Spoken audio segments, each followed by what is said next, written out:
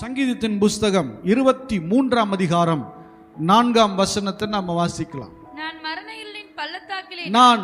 மரண இருளின் பள்ளத்தாக்கிலே நடந்தாலும் பொல்லாப்புக்கு பயப்படேன். தேவரீர் என்னோடு கூட இருக்கிறீர். உமது கோலும் உமது தடியும் என்னை தேற்றும். மரண இருளின் பள்ளத்தாக்கை நான் வாழ்ந்தாலும், அந்த பள்ளத்தாக்குக்குள்ள நான் வாழ்ந்தாலும் நான் பயப்பட மாட்டேன். ஏன் அப்படின்னா, தேவரீர் என்னோடு கூட இருக்கிறீர். அல்லேலூயா.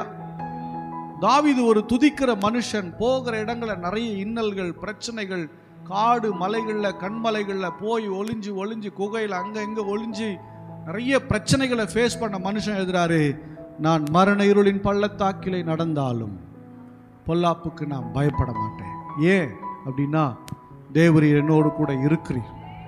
மரண இருள் அப்படின்னா எதிரில் இருக்க ஆளே தெரியாத கடுமையான இருள், அமாவாசை இருட்டு. இன்னைக்கு நம்ம அமாவாசை கூட நமக்கு என்னவா தான் இருக்குது, வெளிச்சமாக இருக்குது. ஏன்னா எங்கே பார்த்தா லைட் இருக்குது, எலக்ட்ரிசிட்டி இருக்குது. எல்லாம் நம்ம என்ன பண்ணுறோம், வெளிச்சத்தில் வாழ்கிறோம். கொஞ்சம் காலங்களுக்கு முன்னாடிலாம் நான்லாம் சின்ன பையனாக இருக்கும்போது பார்த்தீங்கன்னா வீட்டில் சிம்னி விளக்கு தான்.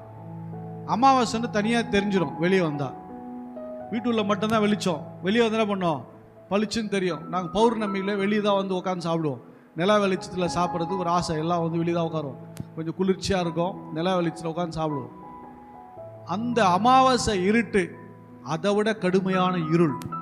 நம்ம இருளில் கூட நம்ம வெளிச்சம் என்ன பண்ணிடுவோம், இப்போ அப்படியே நம்ம பார்த்துட்டு போயிடலாம். ஆனால் இந்த மரண இருள் தெரியாது, எதிரில் இருக்கிறதே தெரியாது, சுற்றி முற்றி இருக்கிறதே தெரியாது. மிகுந்த பயத்தை கொடுக்கிற ஒரு இருள் அது மரண இருள். அல்லேலூயா. வாழ்வா சாவா என்கிற தீர்மானிக்கிற இருள் அது. அந்த இருளை கடந்து போகணும். எப்படி கடந்து போகிறது, எப்படி அதை ஜெயிக்கிறது? எதிர்காலமே தெரியலங்க, ஒண்ணுமே தெரியல.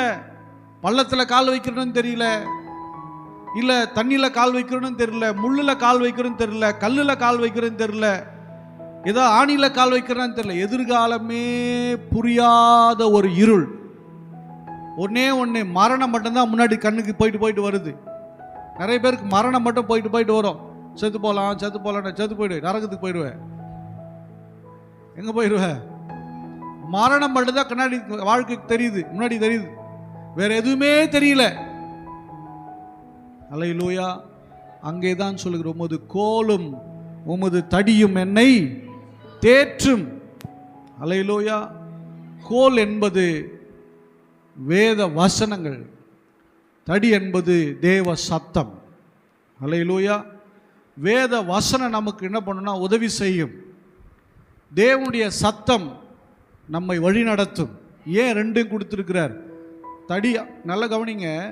அந்த மேய்ப்பன் போகும்போது பின்னாடி என்ன பண்ணுவார், அந்த கோலை என்ன திருப்பி கொடுப்பார். பிடிச்சிட்டே என்ன பண்ணணும், போகணும். போகும்போது ஒருவேளை வழி மிஸ் ஆனால் கூட தட்டிக்கிட்டே போவார். நல்லா கவனிங்க. தேவனுடைய வார்த்தை எங்க இருக்குதுங்க? தேவனுடைய வார்த்தை எங்க இருக்குது? உங்களை தான் கேட்குறேன், எங்க இருக்குது? வேதத்தில் இருக்குது. தேவ சத்தம் எங்க இருக்கு? எங்க கேட்குது? ஊழியக்காரன் இருந்து கேட்குது. தேவ சத்தத்தை கேட்டுக்கணும், வார்த்தையை பிடிச்சுக்கணும். அல்லேலூயா. வார்த்தையை பிடிச்சிட்டு போனாலும் நீ மரண இருள கடக்க முடியாது. தேவ சத்தத்தை மட்டும் கேட்டுட்டு போனாலும் மரண இருள கடக்க முடியாது. தேவனுடைய வார்த்தையும் பிடிக்கணும், ஊழியக்காரனுடைய சத்தத்தையும் கேட்கணும். அல்லேலூயா.